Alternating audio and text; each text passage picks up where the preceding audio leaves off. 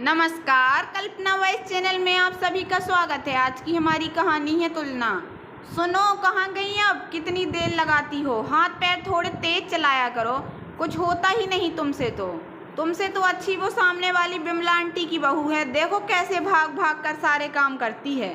और पर्सनालिटी देखी उसकी कभी तुमने? सुनील ऑफिस जाने के लिए अपना बैग संभालते हुए अपनी जीवन संगनी को शब्दों से भेज रहा था।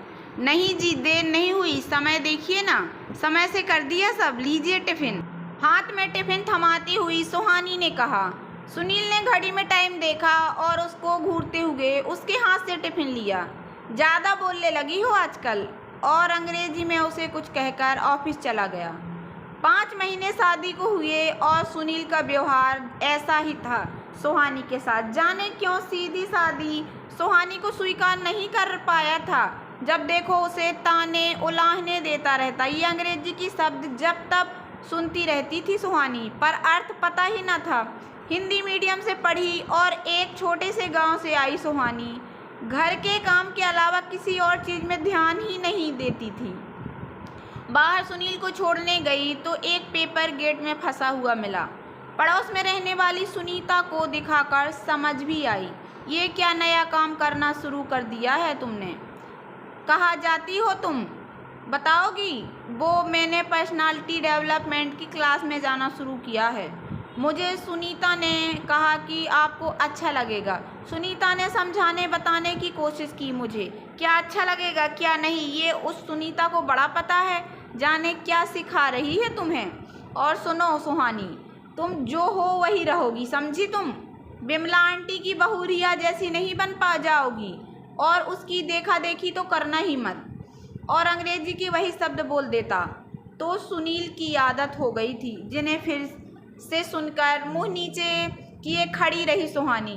कुछ दिन बीते, रोज रोज की बातें सुनती ही थी सुहानी तुम्हें टाइम मैनेज करना नहीं आता, जरा सीखो रिया से। कुछ कितनी बोल्ड है।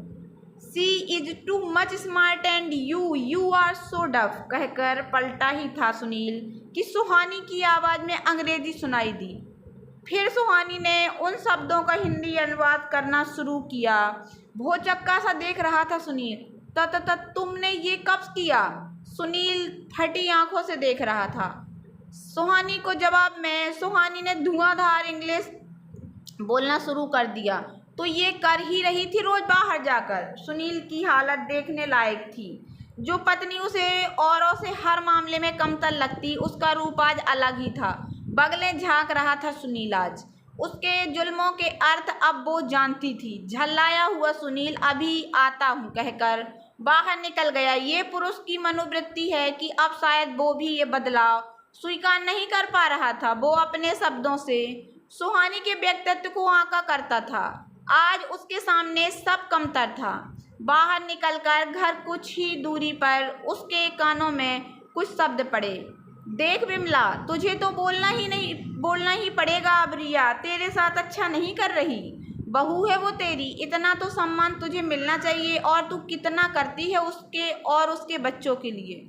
वो तुझे एक वक्त का खाना ठीक से बैठा कर नहीं देती, बस सारा दिन घूमती फिरती है सहेलियों संग। घर का ख्याल ही नहीं उसको, बस सच सवर कर निकल जाती है, ना ही कभी तुझे बता कर जाती है। हाँ, काश अपनी इज्जत अपने हाथ होती है। रेखा, काश सुहानी जैसी बहू होती मेरी भी। ये आवाज़ थी बिमला आंटी की। ये सुनकर सुनील को जैसे घड़ों पानी पड़ गया था। अपनी ही पत्नी का नाम सुना था उसने, जिसे आए दिन नीचा दिखाने में कोई कसर नहीं छोड़ता था। ठिठक कर खड़ा रहा कुछ देर सुनील, फिर उल्टे पांव अंदर लौट आया। अंदर जाकर देखा तो सास बहू बैठकर चाय पी रही थी। सामने सुहानी ने माँ के पसंद के भजिए बनाए कर रखे थे। अरे सुहानी, इसे भी दे दो चाय। आ गया ये भी, माँ ने कहा तो सुहानी चल दी रसोई से चाय लाने। सुनील उसे लाते हुए ऐसे देख रहा था जैसे आज पहली बार देखा हो। आज उसने खूबसूरत कोई नहीं था। सुनील सुहानी की तरफ देखकर मुस्कुराया और उसके पीछे पीछे किचन में चला गया। अरे ये क्या कर रहे, माँ आ जाएंगी।